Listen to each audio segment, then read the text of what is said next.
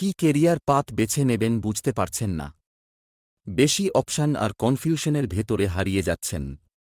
আপনি একা নন। হাজার হাজার স্টুডেন্ট আর প্রফেশনাল রোজ এই সেম সমস্যার মধ্যে পড়ে। সবাই বলে ইঞ্জিনিয়ার হও, ডাক্তার হও বা গভর্নমেন্ট এক্সাম দাও। কিন্তু আপনার ভিতরে কি জিনিসটা আপনাকে এক্সাইটমেন্ট দেয়? কোন কাজটা আপনার পার্সোনালিটি, স্কিল আর প্যাশনের সাথে মেলে?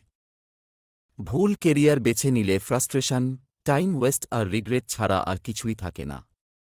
কিন্তু ইমাজিন করুন, এমন একটা স্মার্ট সায়েন্টিফিক ওয়ে আছে যেটা আপনাকে বুঝতে সাহায্য করবে আপনার স্ট্রেংথ কি, অ্যাপটিটিউড কি, আপনি কি ভালোবাসেন আর কি একদম পছন্দ করেন না। সাইকোমেট্রিক অ্যাসেসমেন্ট টেস্ট সেটাই করে। এটা কোনো পরীক্ষা নয়। এখানে রাইট বা রং আনসার নেই।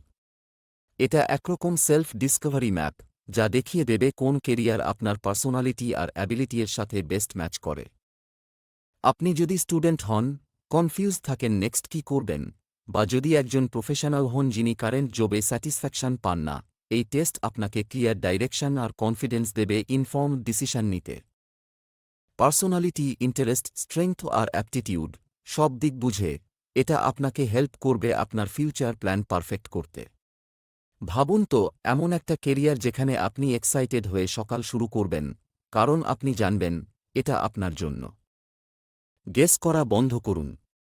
র্যান্ডম সাজেশন ফলো করা বন্ধ করুন। এবার নিজেকে জানুন। নিজের জন্য সঠিক ডিসিশন নিন।